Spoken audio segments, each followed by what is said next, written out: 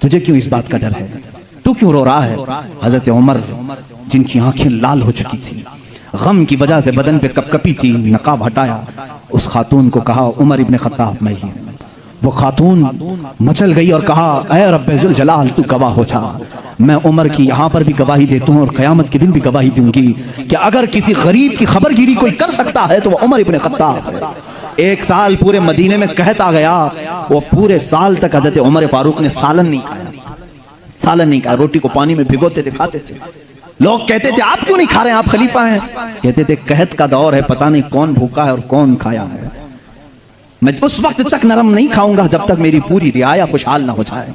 हजरत उमर का ये निजाम था, जिसके बाद हालात ऐसे हो गए। सिर्फ 2.5 साल के बाद, सिर्फ 2.5 साल की खिलाफत के बाद मदीने के हालात ये थे मेरे अजीजों, मदीने वाले अपनी ज़कात लेकर बाहर आते थे, लेने वाला कोई नहीं था।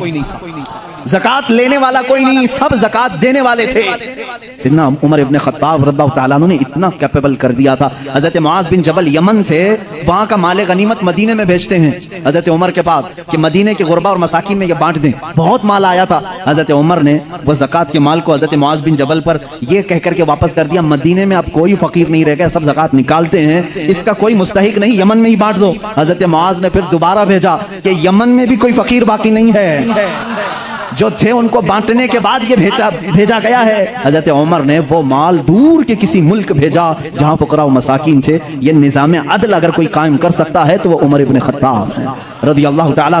और जानते हैं पूरी कायनात के लिए, पूरी दुनिया के लिए हजरत उमर के वो काम जो आज भी दुनिया उनकी प्यासी है। और पार्लियामेंट के लॉ बनाने वालों के लिए मेरा चैलेंज है, उमर इब्ने खत्ताब के बनाए हुए कवानीन को छोड़कर आज पूरी दुनिया की किसी पार्लियामेंट में मुकम्मल लॉ कोई बना ही नहीं सकेगा। इसलिए कि जराइम के कवानीन, बच्चों के कवानीन, औरतों के कवानीन, बूढ़ों के कवानीन, सबके कवानीन सबसे पहले हजरत उमर फारूक ने मुरत्तब किए। और जानते हैं ये लेआउट बनाने वाला सिस्टम, डेवलप करने वाला सिस्टम, सिटी बनाने का प्लान सैयदना उमर फारूक का दिया हुआ है। सबसे पहले बसरा और कूफा आपने बनाया था, यानी मास्टर प्लानिंग के साथ सिटी बनाई गई।